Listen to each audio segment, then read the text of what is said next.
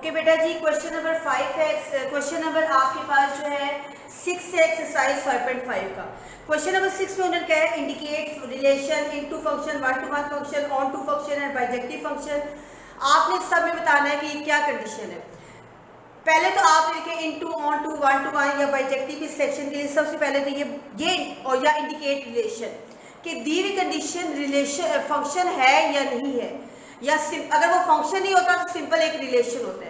अब फंक्शन अगर दिया हुआ रिलेशन कोई भी R1 R2 आपको गिवन है, आपको वो आप कह रहे हैं कि आप बताइए कौन सा फंक्शन है, जो भी कंडीशन उन्होंने दी है into, onto, one to one or bijective. अगर आपके पास जो है वो दिया हुआ रिलेशन फंक्शन नहीं है तो वो सिंपल एक रिलेशन होता है।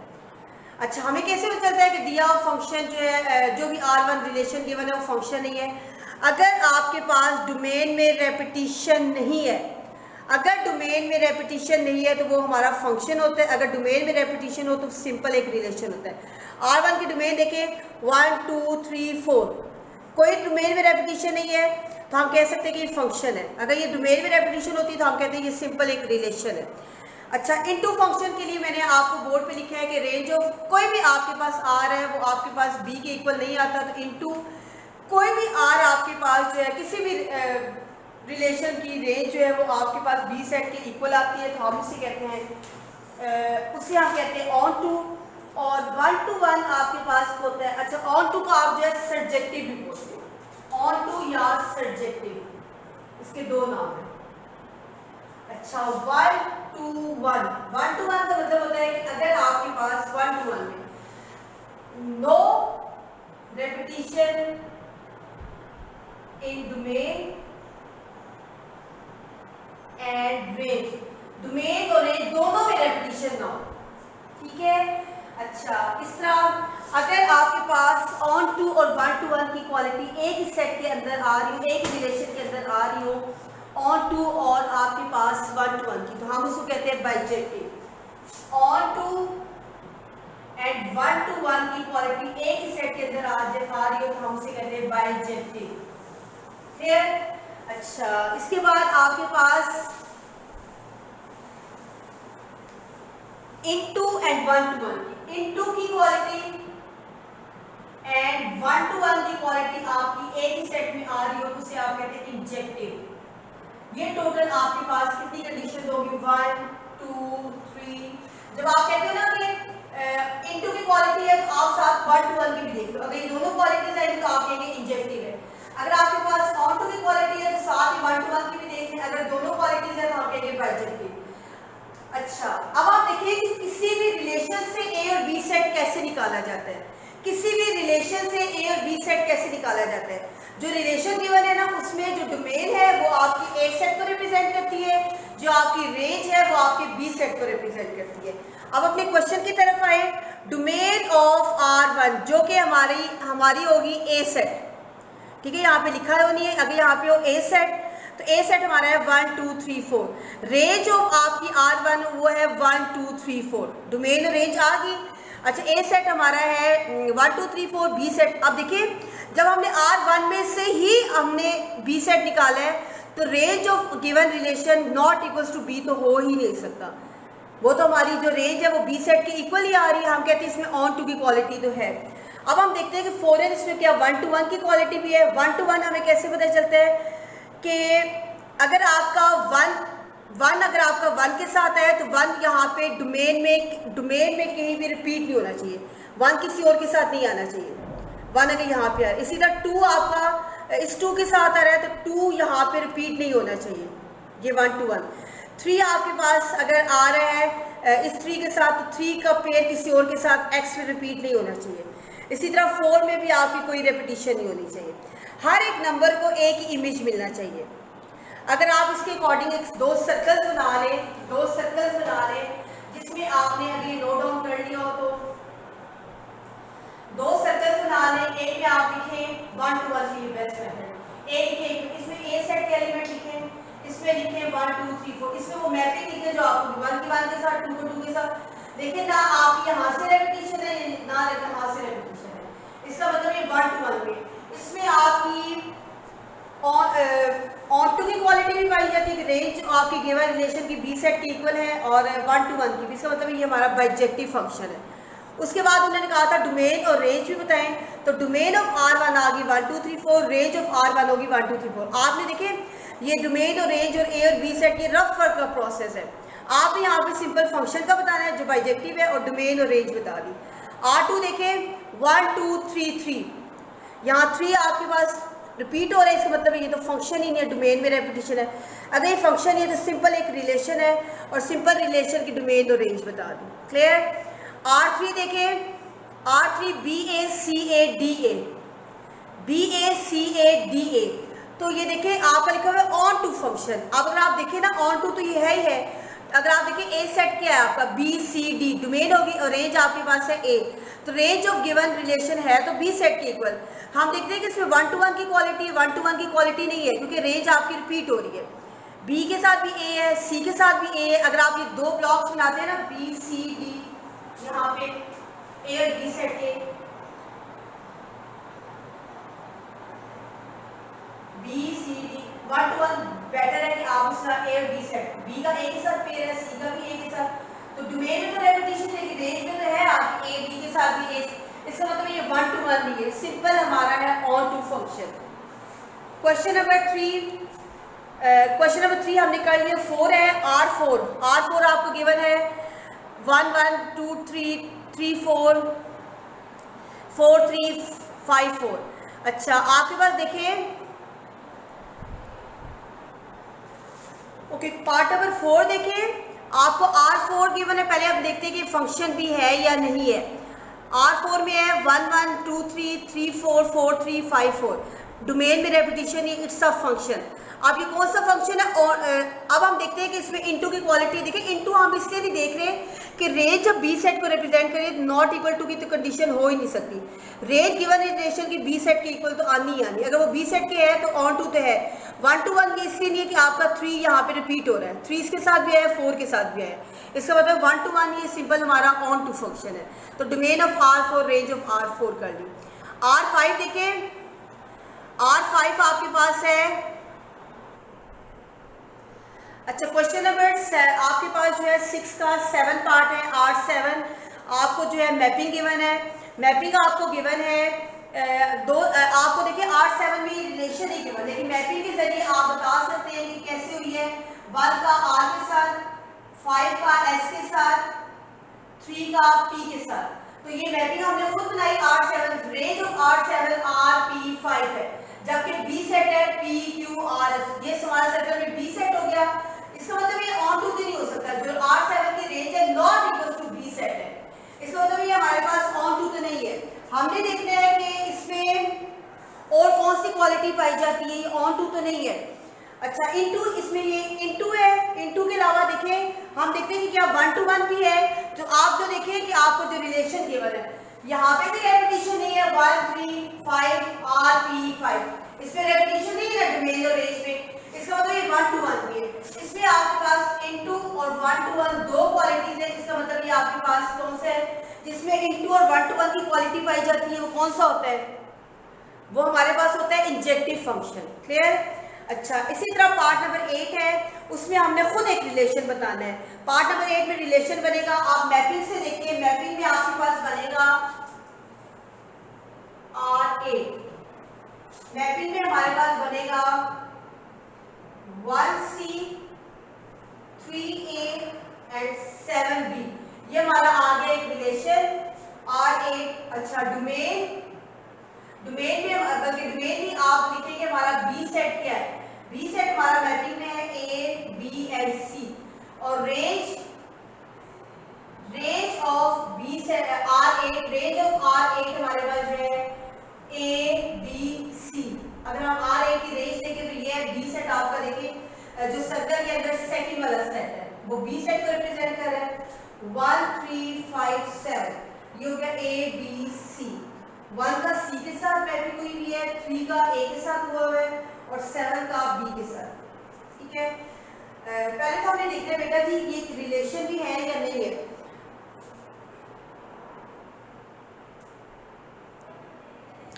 अच्छा देखिए भी हमने बता दिया, हमने रेंज भी बता दी इसमें R8 की क्या है।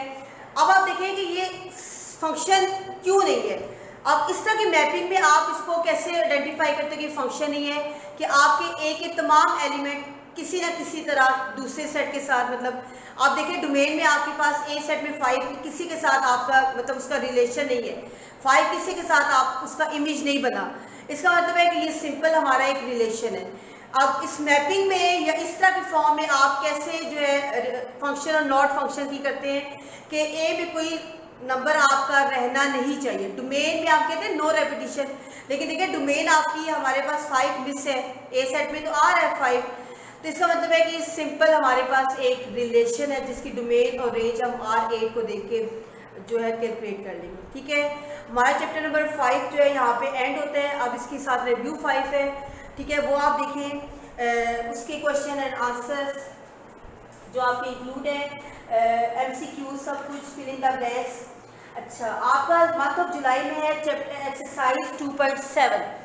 एक्सरसाइज 2.7 में बेटा जी आप लोग जो है सीखेंगे दो साइमल्टेनियस इक्वेशंस को कैसे सॉल्व किया जाता है। टू साइमल्टेनियस इक्वेशन को कैसे सॉल्व किया जाता है।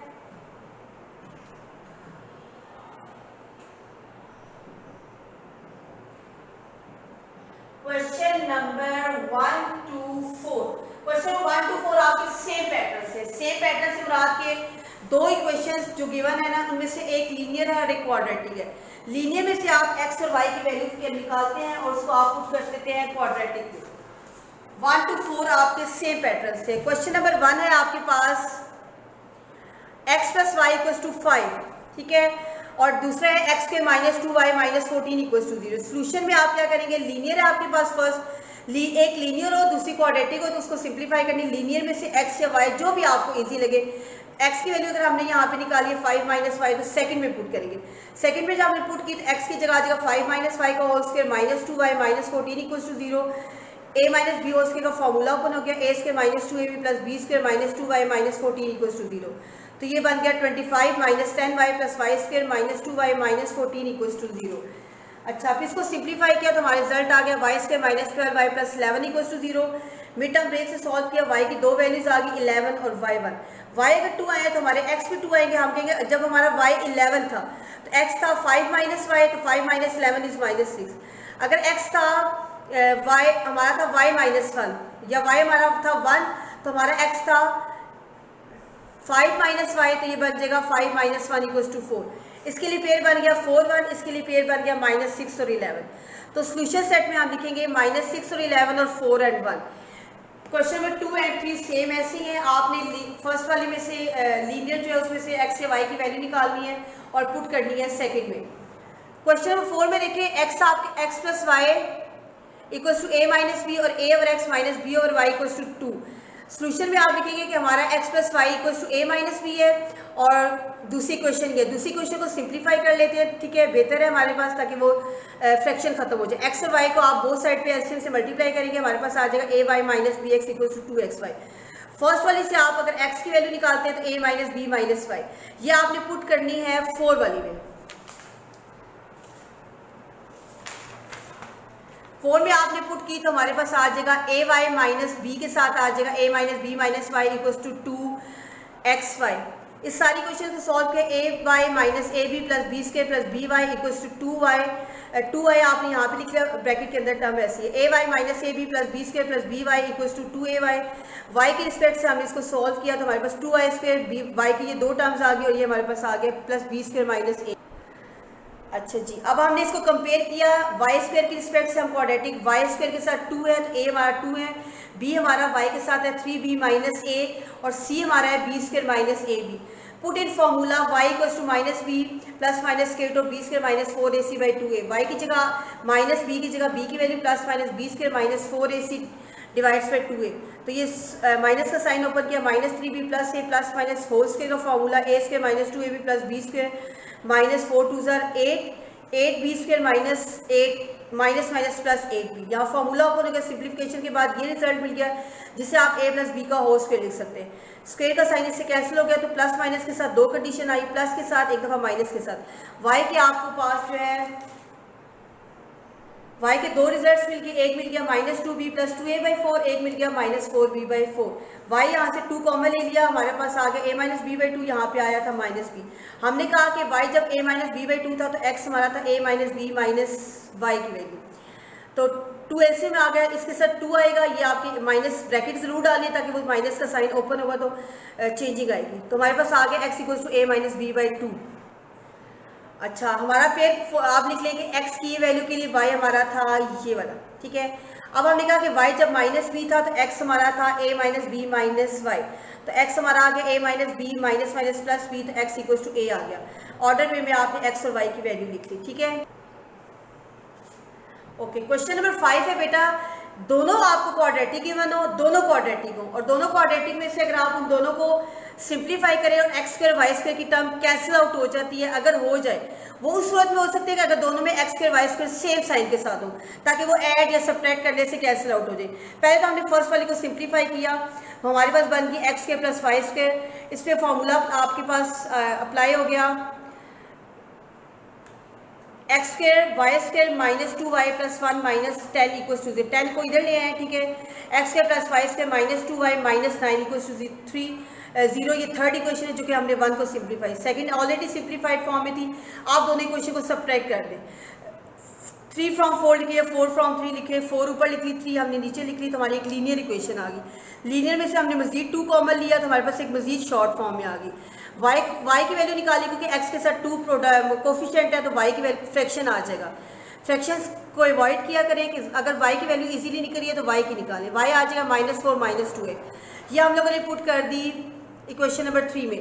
x के 3 में इसलिए पुट की कि यहाँ पे y आपको 1 टाइम आ रहा है, x² + y² + 4x = 1, x² plus minus का साइन कॉमन ले लिया, अंदर आ जाएगा 4 + 2x का whole square + 4x = 1, x² plus minus का साइन स्क्वायर की वजह से पॉजिटिव हो गया, यहाँ पे होल स्क्वायर का फॉर्मूला ओपन हो गया। इसके बाद हमारे पास ये कंडीशन बन गई 5x² + 20x + 15, 5 कॉमन ले लिया, हमारे पास ये रिमेनिंग आ गई x² + 4x + 3। इसको मिड टर्म ब्रेक से सॉल्व किया तो हमारे पास दो आंसर्स आ गए, एक x आ गया -3 और एक x आ गया -1। अब हमने कहा जब x -3 था, y था -4 - 2x, तो x की जगह -3 पुट किया तो हमारे पास y की वैल्यू आ गई 2। तो ऑर्डर पे में x की वैल्यू और y की वैल्यू, इसी तरह जब y हमने कहा कि x -1 था तो उसके लिए y आ गया -2। ऑर्डर पे के अंदर हमने ये वैल्यू लिख ली। क्लियर? सोल्यूशन सेट में हमने दोनों पेयर्स लिख ली। इसी तरह क्वेश्चन नंबर 6 है, वो भी आपने दोनों इक्वेशन को सिंप्लीफाई करना है और सब्ट्रैक्ट करना है। तो x² y² कैंसिल आउट होने के बाद आपके पास जो है एक लीनियर इक्वेशन बनेगी जो कि बनेगी 2x + 2y - 2 = 0। इसको मजीद सिंप्लीफाई किया तो -x + y - 1 = 0। y x की वैल्यू निकालनी तो x इधर ले आए तो y - 1, x की वैल्यू आ गई। जहाँ पे जिस इक्वेशन में x कम से कम यूज़ हो रहा है, जैसे इक्वेशन नंबर 4 में, उसमें आपने x मतलब यहाँ पे देखिए x² है, x भी मतलब अगर सब में ज़्यादा यूज़ हो रहा है तो आप किसी भी क्वेश्चन में पुट कर दें।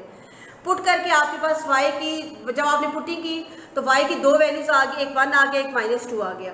y1 के लिए x था y - 1, एक x यहाँ आ गया 0, x0 के लिए y1 आ गया। इसी तरह y की दूसरी वैल्यू पुट की, x = y - 1 में x की वैल्यू आ गई -3, आंसर आ गया -3 और -2। ये सोल्यूशन सेट आ गया। ये था हमारा क्वेश्चन नंबर 6। क्वेश्चन नंबर 5 और 6 सेम पैटर्न से। अच्छा बेटा, क्वेश्चन नंबर 7 आपके पास, क्वेश्चन नंबर 7, क्वेश्चन नंबर 8 और 9 सेम पैटर्न से। सेम पैटर्न से मुराद है अगर आपके पास दो ऐसे क्वाड्रेटिक इक्वेशन हो जिसमें सिंपल x² y² और इक्वल टू कांस्टेंट हो, दोनों इक्वेशन में ऐसे ही हो, तो आपने या तो x² को कैंसिल करना है या आपने y² को कैंसिल करना है।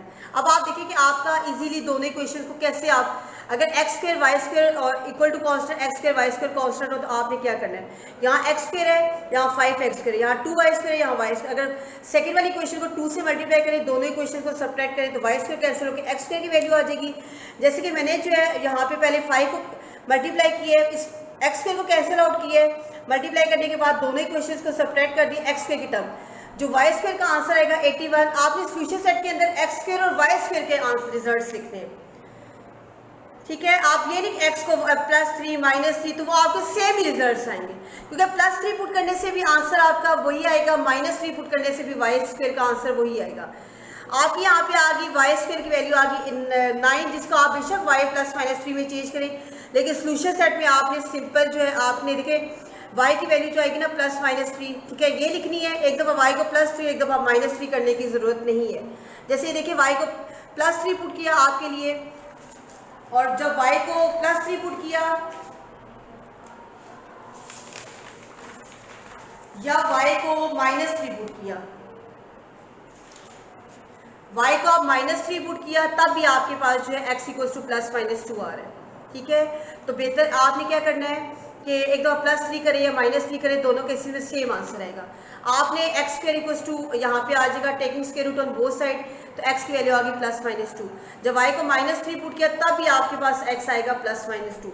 तो बेहतर है कि y को +3 किया तब भी x वही आ रहा है, y को -3 पुट किया तब भी x वही आ रहा है। इसका मतलब आंसर आ गया +-2 और +-3। सेम आपका क्वेश्चन नंबर 8, 9 भी इसी तरह है। अच्छा 10,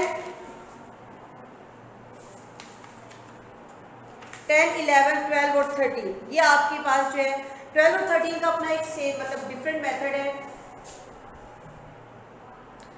क्वेश्चन नंबर 10 में आपको दो इक्वेशंस गिवन है, ठीक है। एक गिवन है क्वेश्चन नंबर 10, क्वेश्चन नंबर 10 आपको गिवन है कि x² + 2y² = 3। एक हमें गिवन है x² + 4xy। इसका दो इक्वेशन हो ना, हमने अभी सीखा है कि x² y² यहाँ पे भी x² y² होता है, या तो x² कैंसिल करते हैं y² की टर्म कैंसिल करते हैं, तो आंसर हम ले आएंगे। लेकिन यहाँ पे xy की टर्म भी है। अगर xy की टर्म हो इक्वल टू 0 की कंडीशन भी हो, x² y² की टर्म भी हो, तो आप सेकंड वाली इक्वेशन को by mid term range solve कर लेते। From 2 x² + 4xy - 5y² = 0, by mid term range solve करें प्लस आपके पास आएगा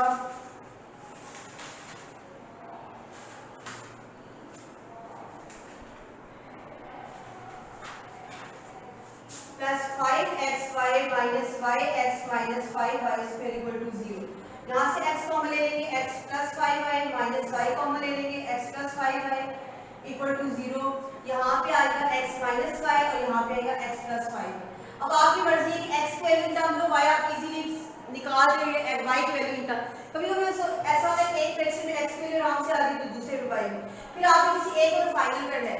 अगर मैं फर्स्ट वाले को करूँगी x - y = 0 और x + 5y = 0, दोनों में से सेम ही निकालनी। मैं यहाँ से x की निकाल रही हूँ और यहाँ से भी x की ही निकाल रही हूँ। अब x की दो वैल्यूज आ गई हैं। अब आप इसको जिस मर्जी इक्वेशन पुट करें, 1 में करें, 3, 2 में करें, तो बेटर है कि हम इसको 1 में करें, क्योंकि 2 में आपके पास x 2 टाइम्स आ रहा है। तो 1 में करेंगे तो x² एक ही जगह आएगा आपके पास। जैसे हमने कहा कि हम पुट कर रहे हैं x को y इन इक्वेशन नंबर 1, तो x² means y² + 2y² = 3, 3y² = 3, y² = 1। दो दफा स्क्वायर ले लिया, y की दो वैल्यूज आ गई। इसका मतलब y की अगर दो वैल्यूज आएंगे तो x की भी दो वैल्यूज आएंगी, 4 ऑर्डर पेयर बनेंगे। हमने कहा कि जब y हमारे पास 1 था या -1 था, x = y की कंडीशन ले रहे थे। जब y 1 था तो x भी 1 आया। जब हमने कहा y -1 था तो x की वैल्यू भी -1 आई। इसका मतलब है एक पेयर बना, इसके लिए x1 y1 और एक बना -1 और -1, जिसे आप लिख सकते हैं +-1 या +-1, क्योंकि x की वैल्यू देखिए 1 1 -1 1, इसको आप +-1, y की वैल्यू 1 -1, इसको हम +-1 लिख लेंगे। हमने कहा जो x को -5y पुट किया 1 में, तो 5y पुट करने से हमारे पास y² की वैल्यू आ गई 1/9। अंडर रूट लेने से y = +-1/3। हमने कहा जब y +1/3 था तो x हमारा आया -5/3, मतलब इसका एक ऑर्डर पेयर बना है -5/3 और 1/3। इसी तरह सेकंड वैल्यू में x 5/3 आ गया और y आपका था -1/3, मतलब कि x -5/3, 1/3 +5/3 -1/3, इसको भी आप प्लस माइनस की फॉर्म में लिख सकते हैं। तो ये हमारा हो गया सोल्यूशन सेट फाइनल। क्लियर? अच्छा जी, क्वेश्चन नंबर 12 में बेटा जी आपके पास देखिए दोनों इक्वेशन इस टाइप की है कि अब एक में x² + xy, दूसरे में y² + xy है। तो आपने इस तरह की क्वेश्चन में से अगर आप कुछ कॉमन लें, और देखिए कॉमन लेने के बाद आपके पास इस तरह की क्वेश्चन में आप कुछ कॉमन लें, अगर कॉमन लेने के बाद आपके पास जो है कैंसलेशन हो जाती है, आपकी बहुत बेस्ट है कि आप जो है दोनों में कॉमन लेने के बाद दोनों इक्वेशन को डिवाइड करें तो सेम टर्म आपकी कैंसिल हो जाएगी। ठीक है, अब आप देखिए इक्वेशन नंबर 1 में x कॉमन लिया, x + y = 5। ठीक है, ये हमारी एक नई इक्वेशन आ गई, क्वेश्चन नंबर 3। अच्छा, फ्रॉम 4 या 2 में से आपने देखे y कॉमन लिया, अंदर आएगा y plus x equals to 3, जिसे आप अरेंज करके y equals to x plus y equal to 3। 3 and 4 अगर आपको प्लस माइनस का साइन कॉमन लेने से सेम टर्म्स बनी तो आप कॉमन ले सकते हैं। 3 और 4 को डिवाइड किया तो हमारा दोनों टर्म्स कैंसिल होकर एक लीनियर इक्वेशन बन गई 5/3y। इस लीनियर को आप जिस मर्जी इक्वेशन में पुट करें, आपके पास देखें पुट किया उन्होंने 2 में, क्योंकि 3 में हमारा x का मटेरियल कम है, y square plus x y equals to 3। x की जगह पुट कर दिया, y स्क्वायर का आपके पास रिजल्ट आ गया 9/8 स्क्वायर रूट लेने से 9 का अंडर रूट हो गया 3 और 8 का हो गया 2 अंडर रूट 3। हमने कहा जब y 3/2 अंडर रूट 3 था तो x आपके पास क्या है?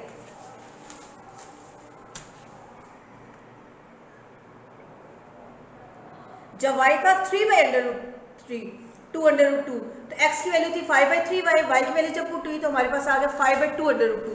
एक पेयर मिल गया 5/2 अंडर रूट 2 और 3/2 अंडर रूट 2। हमने कहा जब y था -3/2 अंडर रूट 2 तो x है 5/3y, तो y की वैल्यू पुट की तो हमारा एक नया पेयर मिल गया, जिसको आप सेम प्लस माइनस के साथ लिख सकते हैं। अच्छा, अब आपके पास देखें, इसका मतलब है कि क्वेश्चन नंबर 12 आपके पास दो इक्वेशन ऐसी हैं कि जिनमें कुछ कॉमन लेने के बाद आप एक दोनों को डिवाइड करके एक लीनियर इक्वेशन बना सकते हैं। क्वेश्चन नंबर 13, अब देखें दोनों इक्वेशन में कुछ भी कॉमन लेने आपके पास जो है सेम टर्म्स कॉमन लेने के बाद नहीं आ रही, दोनों को डिवाइड करने के बाद लीनियर टर्म आपके पास नहीं आ रही। अच्छा, फिर हम क्या कर सकते हैं, अगर हमारे पास x square y square minus x y या प्लस एक्स वाई के साथ कोई टर्म है इक्वल टू 0, तो फिर हम लोग जो है इसको वही पैटर्न अप्लाई कर सकते हैं जो हमने क्वेश्चन नंबर 10 में आई थिंक किया था। अच्छा, क्वेश्चन नंबर 13 की फर्स्ट इक्वेशन में x square x y equal to constant और सेकंड वाले में x y 3y square equal to constant.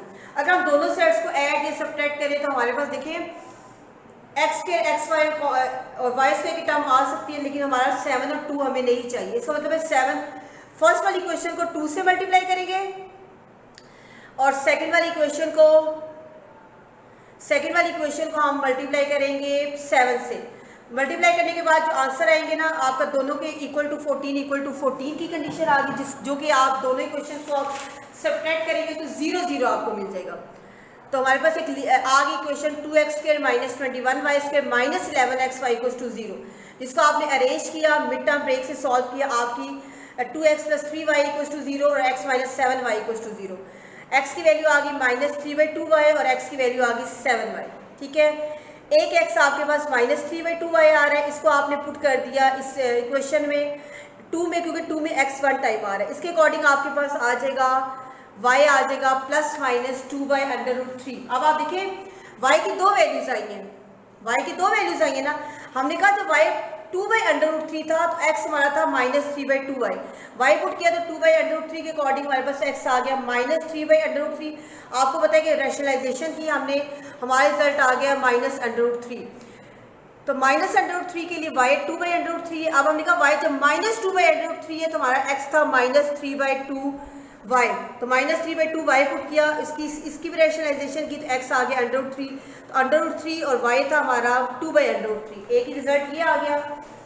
अच्छा, अब आपने क्या किया, हमने कहा कि हमारे पास ये दो पेयर मिल गए प्लस माइनस के साथ। अब 7y, हमने कहा x को 7y पुट किया, उसी इक्वेशन में y की दो वैल्यूज आई, उन y को आपने 1 बाई 1 करके x equal to 7y put किया। यहाँ से भी आपको दो पेयर्स मिलेंगे जो कि मर्ज होकर प्लस माइनस के साथ एक पेयर के अंदर आ जाएंगे। ठीक है, ये था हमारा एक्सरसाइज 2.7 का लास्ट क्वेश्चन।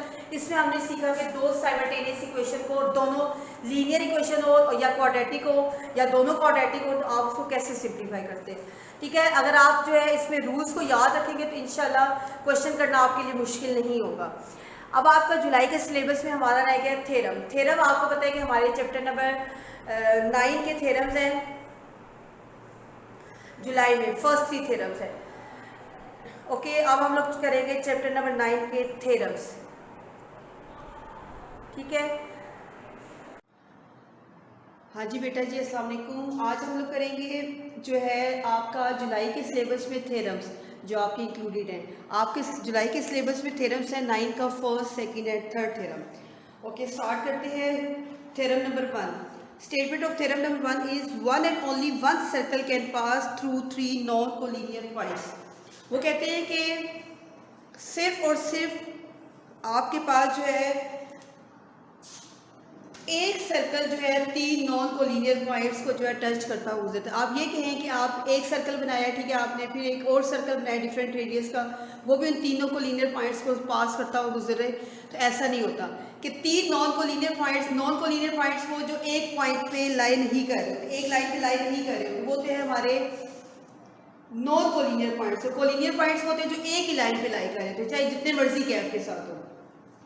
तो आपने क्या करना है, कोई से 3 नॉन कोलिनियर पॉइंट्स लेने हैं, 9 का फर्स्ट लेना, कोई से आपने 3 नॉन कोलिनियर पॉइंट्स लेने हैं। अच्छा, आपने क्या करना है कि, और आपने देखिए जब हम लोग डायग्राम बनाते हैं ना बेटा, तो according to given, according to prove, हम लोग उसको दे के डायग्राम बनाते हैं, नहीं कि हम पहले रॉन्ग डायग्राम लें, जब हम प्रूव कर लें तो हम उसको राइट करना स्टार्ट करते हैं। आपने क्या करना है, 3 नॉन कोलिनियर पॉइंट्स लेने, कोई से 3 लेंगे, ठीक है। एक को नाम दे दें ए का, एक आपका हो गया बी, एक हमारा हो गया C, join A to B and B to C, okay. अच्छा, उसके बाद आपने क्या करना है, draw right bisector of A B का आपने राइट बाइसेक्टर ड्रॉ करना है। राइट बाइसेक्टर मींस कि जो आपका ए बी का डिस्टेंस आएगा उसका हाफ से ज्यादा डिस्टेंस बोल के आपने 2 आर्क्स बनानी है, ऐसे करके जहां दोनों आर्क्स मीट करें आपने उनको क्या करना है, ज्वाइन कर देना है। अच्छा, ज्वाइन करने के बाद एक काम आपने ये करना है कि ये वाली लाइन आप रेज कर दें, क्लियर। इसी तरह बीसी का लाइन बाइसेक्टर आपने ड्रॉ करना है, राइट बाइसेक्टर ड्रॉ करना है। आप इसी तरह आर्क्स लगानी है, जब बन जाए तो आपने ये हिस्सा जो है डिलीट कर देना है। ये रेज करने का इसलिए कह रही बेटा, ये बेशक आप एरोस भी रेज करें ताकि डायग्राम में बहुत ज्यादा गन ना बचे, क्लियर। अच्छा, उसके बाद आपने क्या करना है, जहां पे दोनों लाइंस इंटरसेक्टिंग लाइन मीट करेंगी उसको ओ का नाम दे देना है। अच्छा, उसके बाद आपने क्या करना है, ए को ओ के साथ ज्वाइन करना है, बी को भी ओ के साथ ज्वाइन करना है और सी को भी ओ के साथ ज्वाइन करना है आपने, क्लियर। अच्छा, जो ये पॉइंट आपको मिले हैं, ए को डी का नाम दे दें, ए को आप एच का नाम दे दें, जो ये आपके पास है, एक आपका हो गया एफ, ये एक आपका हो गया के। आप इसको अपनी मर्जी से नाम दे सकते हैं, कोई इश्यू नहीं है, ठीक है। इसके बाद आप देखिए स्टार्ट करते हैं। केवल में है कि A B and C are 3 non collinear points in a plane, ठीक है। ऐसे ही है ना कि ए बी और सी 3 नॉन कोलिनियर पॉइंट्स है एक प्लेन के ऊपर। प्रूफ में हमने ये करना है कि one and only one circle can pass through 3 non collinear points A B and C, clear. अच्छा, कंस्ट्रक्शन में हमने क्या किया, ज्वाइन किया ए को बी के साथ, बी को सी के साथ, ठीक है, ऐसे किया। उसके बाद हमने क्या किया था, एक डी एफ परपेंडिकुलर बाइसेक्टर लिया था ए बी का, एच के परपेंडिकुलर बाइसेक्टर लिया था हमने बी सी का, यहाँ पे जस्ट उन्होंने ये बताया। फिर थर्ड लाइन में हमने क्या किया था, डी एफ, फिर हमने कहा कि डी एफ और H K are not parallel, definitely parallel नहीं, अगर पैरेलल होते तो ये किसी एक पॉइंट पे मीट ना करते, ठीक है, ये पैरेलल नहीं है। अच्छा, and they meet each other at point O, also join A B and C with point O. ये था हमारा construction. Proof statement reason, proof statement reason में देखिए वो कहते हैं कि हर point D F is equal distance from A and B, कि डी एफ पर कोई भी आप पॉइंट ले लें उसका इक्वल फासला होगा ए बी से, 100% होगा। ए बी क्योंकि राइट बाइसेक्टर, डी एफ जो है राइट बाइसेक्टर है ए बी का, उस राइट बाइसेक्टर पे आप कोई भी एक पॉइंट ले लें तो उसका फासला उन एजेस से बराबर होगा जो जिसका वो राइट बाइसेक्टर है, क्लियर। ये बात आपने वैसे भी याद रखी थ्योरम के अलावा भी, क्योंकि ये रीजन ये है कि क्योंकि D F is a perpendicular bisector of A B, जो मैंने आपको बताया है, ये इसकी रीजन में भी लिखा हुआ है। अच्छा, उसके बाद हमने कहा कि इसका मतलब है कि इन पर्टिकुलर हम कह सकते हैं कि ओ ए और ओ बी सेम है। ओ भी तो एक पॉइंट है ना डी एफ पे, वो हमने ले लिया, तो हमने कहा कि ओ ए और ओ बी हमारे पास क्या है, सेम है। ओके, नेक्स्ट करते हैं। वो कहते हैं कि सिमिलरली एवरी पॉइंट, इसी तरह हम कह सकते हैं कि एच के पर कोई भी पॉइंट ले ले उसका इक्वल डिस्टेंस होगा बी एंड सी से। दैट्स वाई ओ हमारा एक एच के पे एक पॉइंट है, उसका फासला और बी से सेम है। ये चीज़ रीजन में लिखी है क्योंकि एच के परपेंडिकुलर बाइसेक्टर है बी सी का, तो परपेंडिकुलर बाइसेक्टर में कोई भी पॉइंट ले ले तो वो उन एजेस से या उन पॉइंट से उसका डिस्टेंस सेम होगा जिसका वो राइट बाइसेक्टर है। इसका मतलब है ओ बी और ओ सी हमारे पास इक्वल हो गए। 1 और 2 के रिजल्ट से आप कह सकते हैं कि ओ ए, ओ बी और ओ सी तीनों सेम है। एक स्टेटमेंट लिखी है उन्होंने, no O is the only point common to D F and H K which is equal. उन्होंने कहा है कि ओ एक ऐसा कॉमन पॉइंट है जिसका फासला ए से, बी से और सी से तीनों से सेम है। इसका मतलब है कि O A equals to O B and equals to C. अच्छा, however there is no such other point, इसका मतलब है ओ के अलावा कोई ऐसा पॉइंट नहीं है जिससे हम कह सकते हैं कि उसका फासला ए बी और सी से सेम होगा। Hence a circle with center O and radius OA will pass through A, B and C. Ultimately there is only one circle can pass through three given points A, B and C. ये था हमारा 9 का first theorem. Okay, चलते हैं 9 के second theorem की तरफ। 9 के सेकंड थ्योरम में आपके पास देखिए बेटा,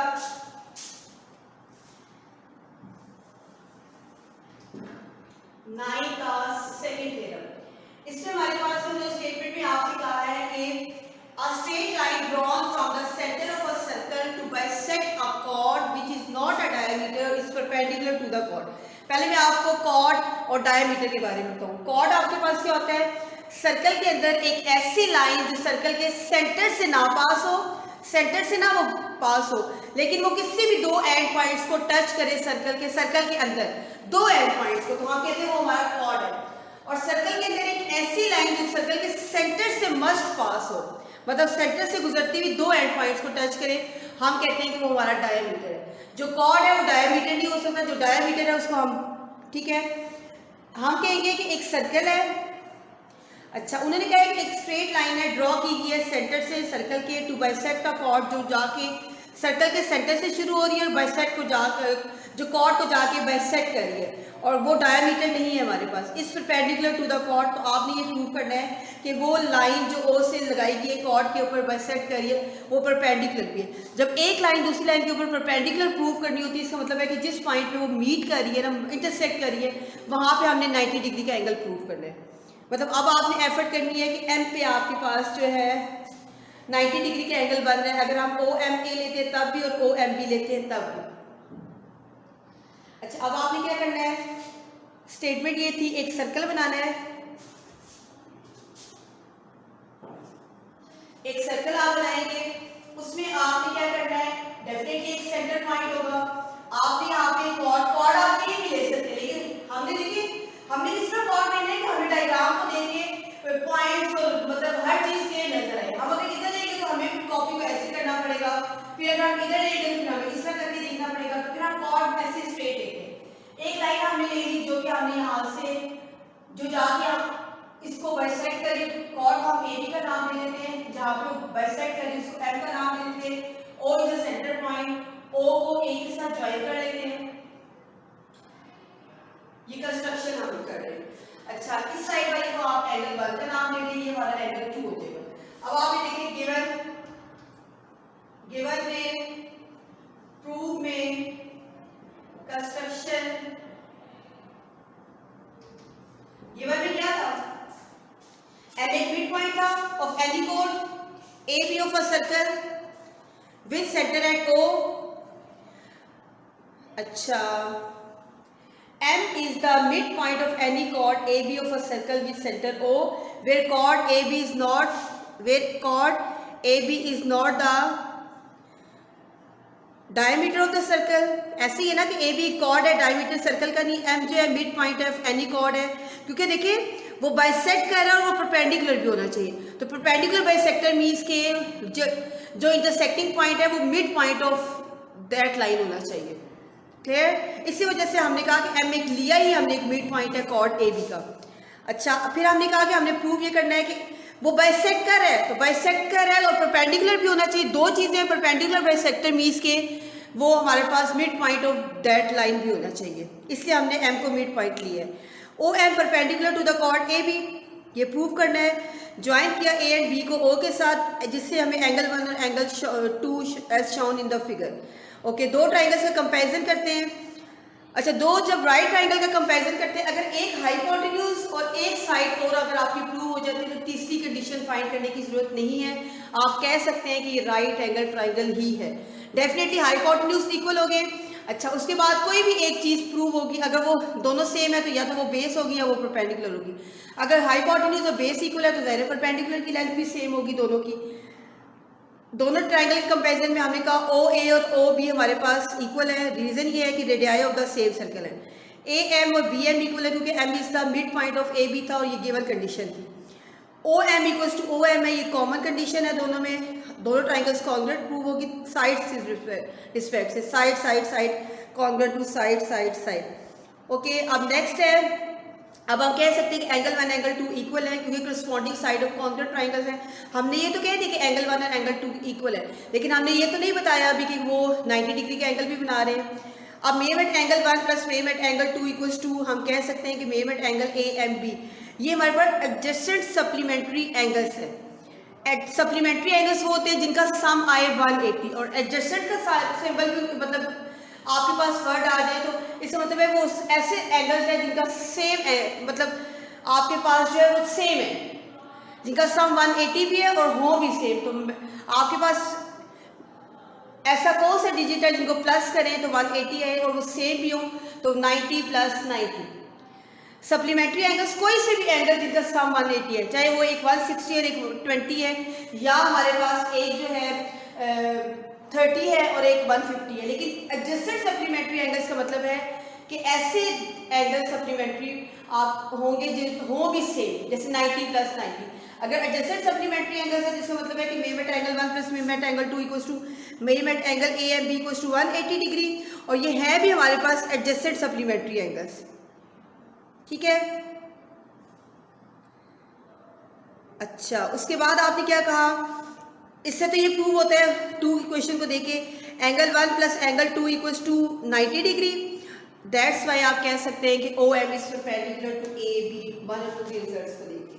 ठीक है, आप कह सकते हैं कि theorem number 2 and theorem number 3 एक दूसरे का इन्वर्स है, सेम डायग्राम है, लेकिन वहां पे जो गिवन था वो यहाँ प्रूव है और जो यहाँ प्रूव है वहां पे गिवन था। उन्होंने आपसे कहा कि perpendicular from the centre of a circle, मतलब एक लाइन है जो सर्कल के परपेंडिकुलर, एक ऐसी लाइन जो सर्कल के सेंटर से लगाई गई कॉर्ड को जाके, मतलब वो कॉर्ड पे इंटरसेक्ट कर रही है लेकिन वो परपेंडिकुलर तो है।